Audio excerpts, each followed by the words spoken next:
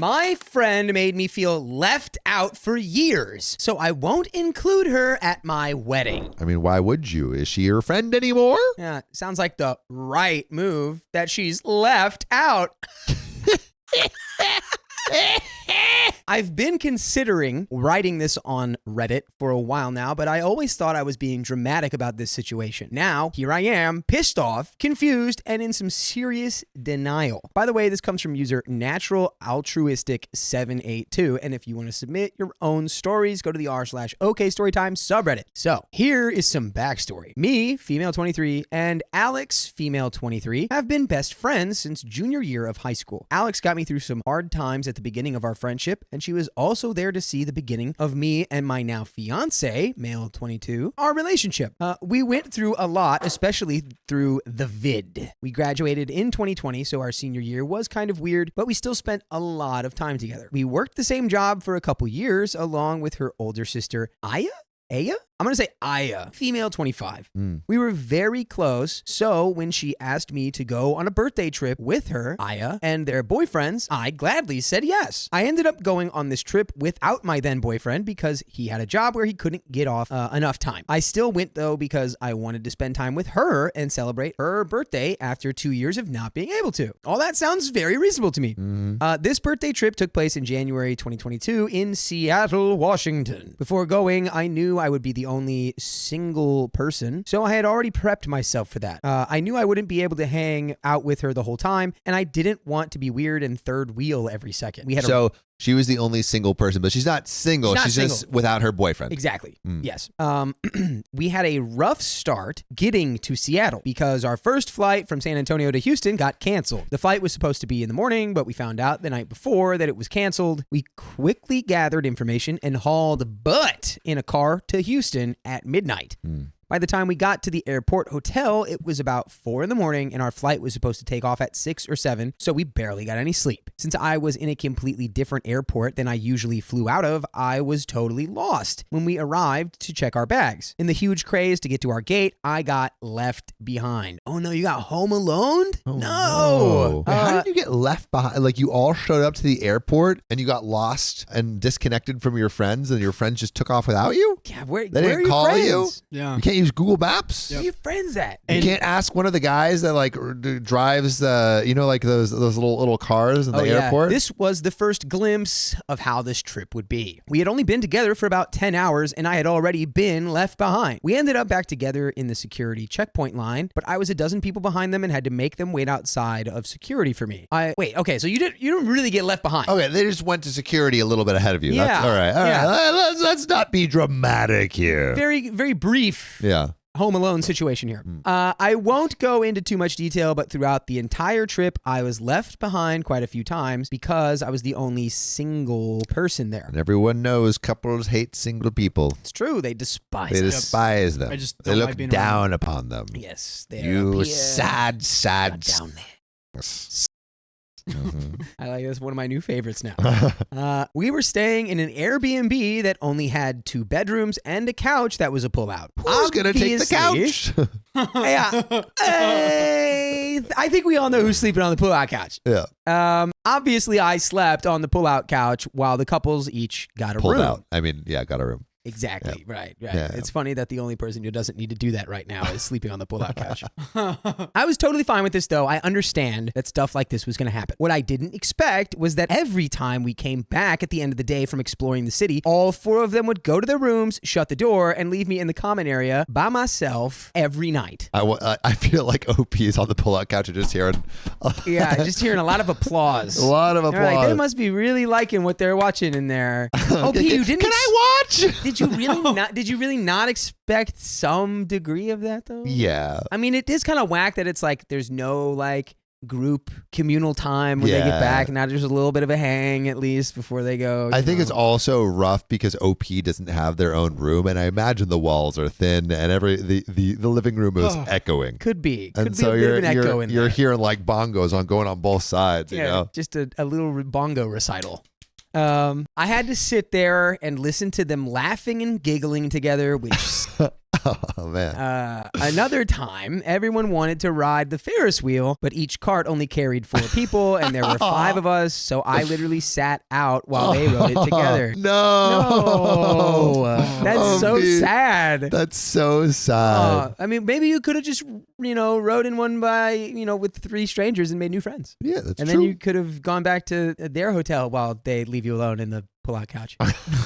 About 2 days before I was supposed to leave, I reached out to Alex through text late one night. I wanted to tell her how I was feeling without making a big deal about it in front of her boyfriend or anyone else. In the message, I told her I was sad about being left out. I was there to celebrate with her, and I wanted to be a little more involved with everyone because the trip had been really sad for me. I tried not to sound aggressive. I just wanted to be honest with her, as I thought I could be because she was my best friend. She had already fallen asleep by the time I sent the message. It was probably about 2 a.m, so I just went to bed. Since I was sleeping in the common area, literally 5 feet away from the kitchen, I was awake when she got up the next morning and started making coffee. I didn't want to be awkward or too forward about the text, so I waited for her to say something. She walked right past me, went back to her room, and shut the door. Oh, she doesn't want anything to do with you. Dude, yeah.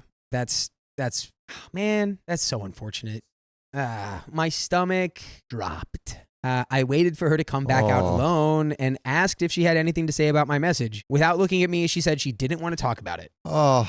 That's so unreasonable. Also, Why? Have a little heart. Have a little, I mean, this is your friend. So I didn't say anything, and I just started getting ready for the day. As I was putting on my makeup, I started festering with anger. I mean, OP did the right thing by communicating early, but now I think if I feel like they've shown you that you're not wanted both before you brought it up and after you brought it up. So I think honestly, maybe cut your losses and leave, or go explore things on your own. Yeah, or I feel like maybe just try to, leaving would be, I feel like it would amplify everything that's happening right now, which, I mean, it not right or wrong. It's just, it is what it would do. But then just trying to enjoy your trip on your own, being like, well, and if they get mad, well, you just went off and did your own thing. I'm like, because I was being just left behind anyway. So I was just trying to get out of your way, I guess. Mm-hmm. So festering with anger, I ended up throwing a fit, not necessarily saying anything directly about what had happened, but my attitude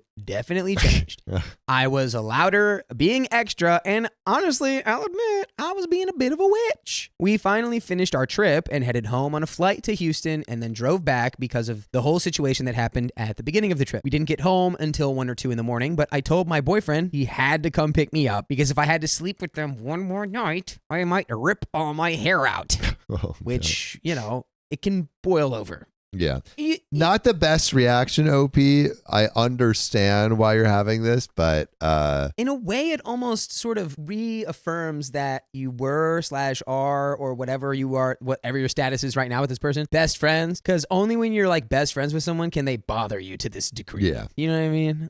And also only with those best friends can you be an open and active witch. Yes. Yeah.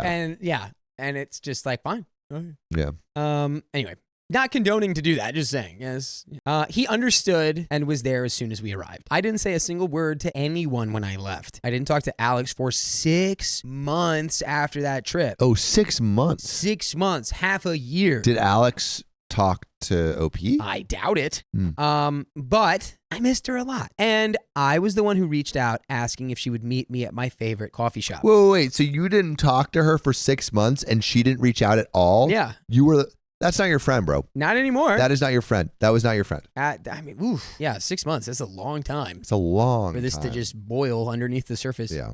So after I sent that message, I received what I now see as a half-bootied apology. But back then, I was okay with it because I missed her. Oh. Fast forward to the end of the year, she was planning another birthday trip, this time to Nashville. She invited me, but I told her no. I've only seen Alex once since 2023, and it was by accident when I ran into her at the same coffee shop. I still have the birthday gift from 2023 that I was supposed to give her. It's a journal that I now write in about her. Is that your burn book? I'm feeling a little. There's a little petty vibes going on from OP. 100%. I don't think you. I think obviously you've been hurt, but I also don't think you are 100% not the a-hole. We're not. Yeah, clearly there was a-holery on both sides. Yeah. Although it started with your friend, then you leaned into it and kind of dished it back. Yeah. So, which again, understandable. Is it good? No. I've called and texted her casually, but I rarely received a response. I invited her places, asked her to let me know when she would be in town since she was going to college in Corpus, but every time I tried to be involved with her, I ended up disappointed for 2 whole years. Oh, I see. Okay, for 2 years, I would just be disappointed. I thought that was saying, and then 2 years went by. But anyway, then there I was on February 5th, 2025, 3 weeks away from getting married when I received a text from Alex. She told me she was thinking of me and hoped I was having fun wedding planning. I didn't respond because I was exhausted from the back and forth with her over the past couple of years. We had a lot more downs than I even plan on mentioning because honestly, it might just bite me in the booty. A week later, she messaged me again asking for my wedding RSVP information because she never received my save the date or an invitation. Here's some tea she doesn't know. I never sent her an invitation. We had a weird argument in November of 2024, and I guess that's when I finally decided for myself that I was done with her. I ended up blocking her on everything except text and basically ghosted her. So here's my question. Did she not notice that I blocked her? This girl was obsessed with her sleuthing Instagram abilities. She had to have noticed. To me, the text about not receiving the invitation was her pulling at straws to stay in my life and force me to explain myself to her. She had been playing with me for years, and it took me so long to see it because I thought she could never do that to me. So I finally whipped out the text message I had been saving in my notes and sent it to her. It basically summed up how I had felt for the past couple of years and told her not to message me. I feel like a crime has been committed against us for you not putting that text in your post. I want to know exactly what you sent. Yeah. Anyways, OP continues, but that wasn't clear enough for her. She took about an hour to respond, and her text was full of lies and gaslighting. And by the way, we are full of episodes with stories just like this, and you can find them on iHeartRadio or Spotify or Apple Podcasts. Wherever you listen to podcasts, search OK Storytime, and you can find what is now 51 consecutive days worth of stories. So it's a lot of days. There's a lot to listen to. We have a little bit more story here.